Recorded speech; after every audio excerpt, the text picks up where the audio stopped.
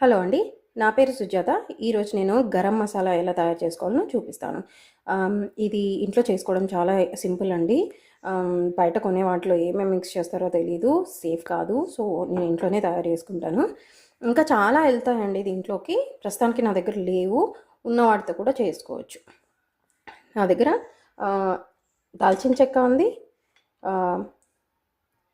నల్ల ఇలాయచీ ఒక 10, తర్వాత ఇలాయచీ, బ్లాక్ పెప్పర్, ఇది సోంపు అండి ఒక స్పూన్ అనుకోండి.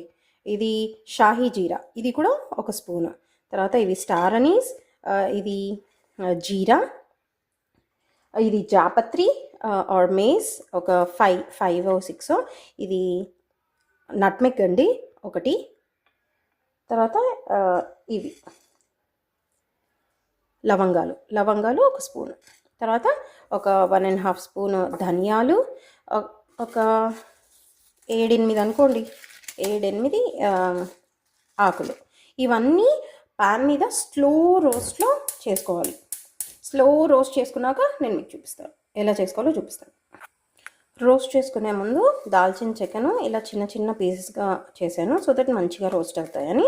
అండ్ ఇవి లాస్ట్లో వేసుకోవాలి. ఆకు నేను చిన్నగా దాన్ని కూడా ముక్కలు చేసి పెట్టుకున్నాను. తర్వాత ఇలా ప్యాన్ మీద ఇవన్నీ జాగ్రత్తగా వేయాలి. ఒక్క నిమిషం.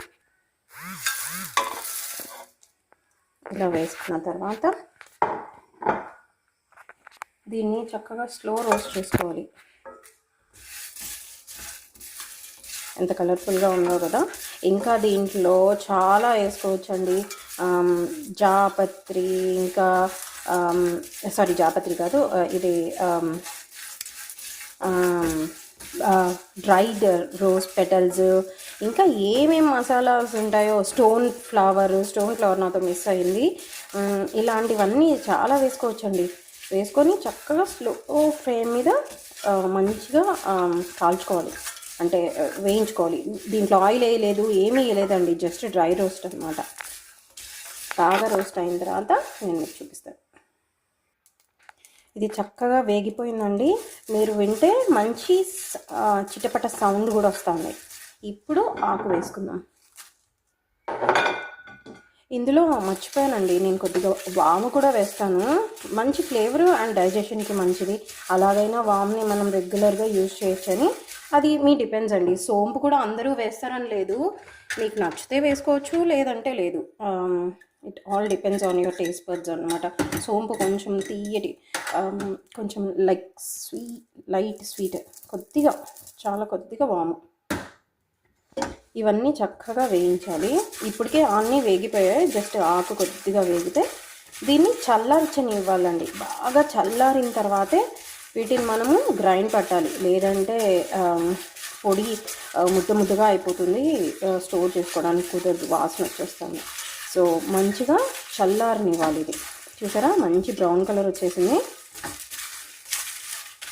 ఇది ఎప్పుడు చేసుకున్నా అండి, నేను స్టోర్ చేసి పెట్టుకుంటాను. ఇది అయిపోయేదాకా నేను అన్నిట్లో వాడను.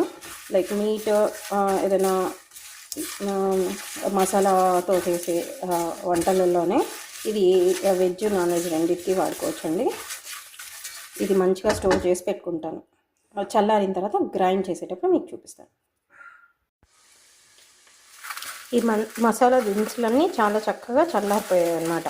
వీటిని మెత్తగా గ్రైండ్ చేసుకున్నాం. ఉప్పు అది ఏమీ వేయకూడదు దీంట్లో, సరేనా. మంచిగా పౌడర్ చేసుకున్నాక గ్రైండ్ చేసుకొని నేను మీకు చూపిస్తాను. ఇలా చక్కగా మనకి పౌడర్ రెడీ అయిపోయింది. చూసారా ఎంత బాగుందో. ఇంకా కావాలంటే ఇంకా గ్రైండ్ చేసుకోవచ్చు, కానీ నాకు ఇలా బరకగానే కొద్దిగా ఇష్టం. ఇది పర్ఫెక్ట్ కన్సిస్టెన్సీ మసాలా. దీన్ని మనం ఇలా ఎయిర్ టైట్ కంటైనర్లో స్టోర్ చేసుకొని చక్కగా గాలిపోకుండా మనం ఫ్రిడ్జ్లో అయినా పెట్టుకోవచ్చు, బయట అయినా పెట్టుకోవచ్చు, ఏం కాదు. దీన్ని స్టోర్ చేసుకొని 1 month దాకైనా, ఎక్కువైనా సరే.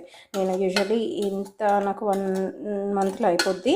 సో స్టోర్ చేసుకొని సేవ్ చేసుకుంటే మనకి చక్కని మసాలా రెడీ అయిపోద్ది.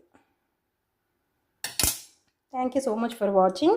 ఇది మీరు కూడా ట్రై చేసి ఎలా ఉందో మీరు కామెంట్లో చెప్పండి.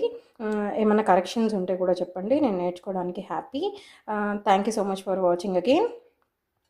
బాయ్.